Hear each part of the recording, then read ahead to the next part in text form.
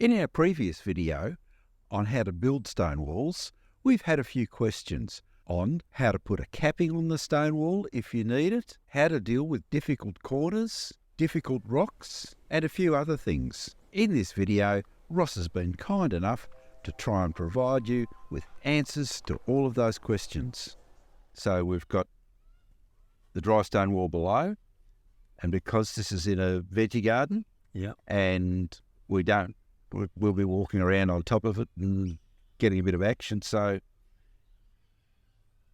we put a concrete top on. So some formwork, just treated pine that comes up underneath and goes underneath. You'd have it going across this way as well, so you join it in the corner. Yep. To get that rounded edge, I just put a bit of a slip of clay, just work it with my fingers just in the corner. Yep. So you don't have a sharp edge. That goes on.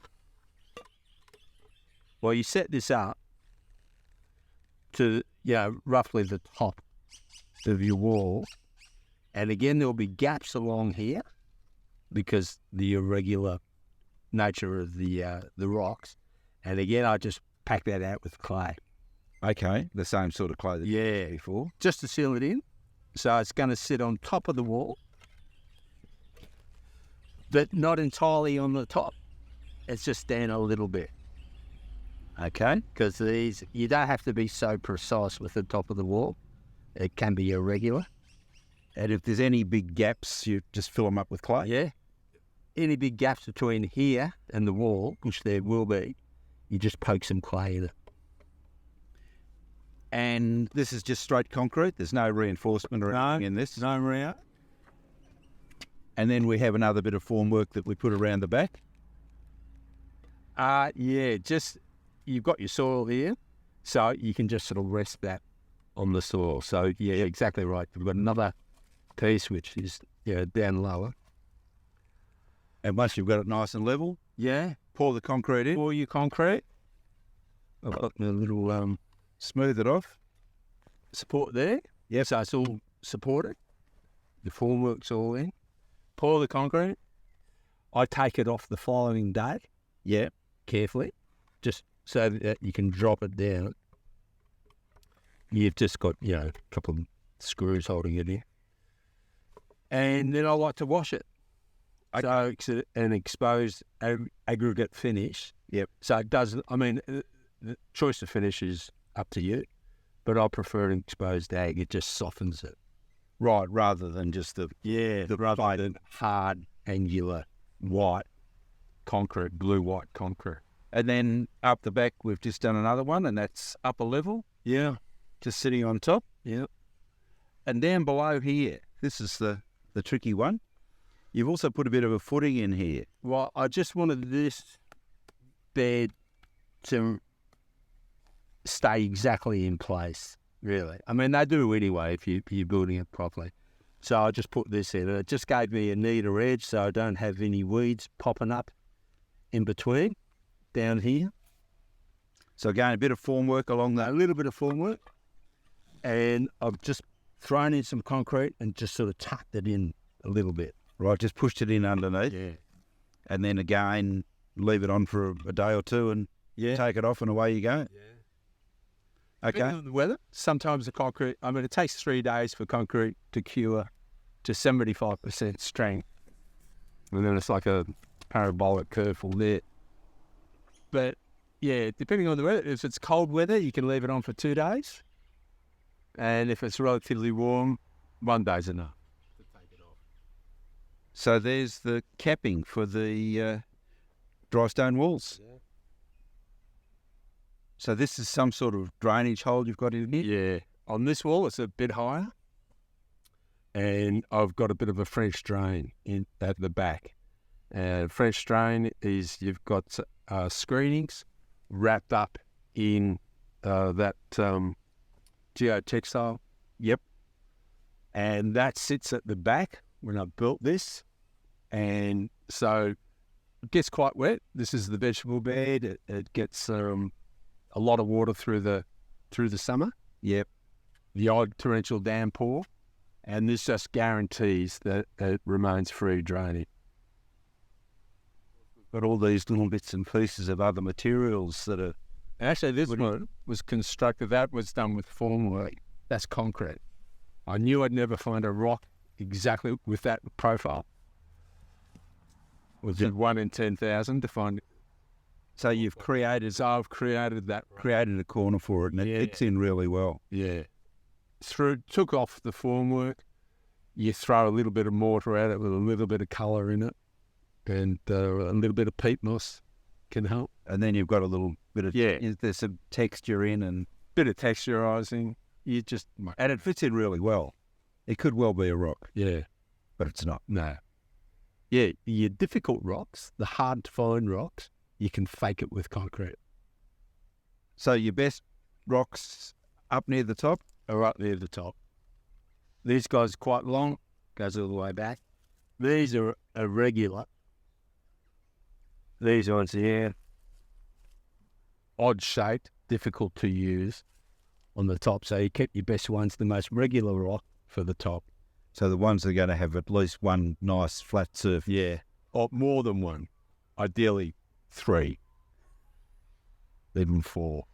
And if you're lucky, you'll find that these are bits of bluestone, are they? Yeah, bits of bluestone, nice and regular for the corner. Bluestone being soft, and you can work it, and you can see where I've marked it to chisel off a bit, just to find that profile. This is another fake, if you like, corner rock. Yeah. Again, formwork, just ordinary pre-mixed concrete. Mix it yourself, doesn't matter. Yeah. Mix it in a wheelbarrow.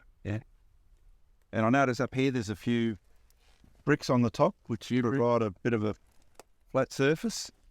This rock, biggest and best on the top, which can be interspersed with smaller ones. But you do big, small, big, smallish. The big supports the small and vice versa.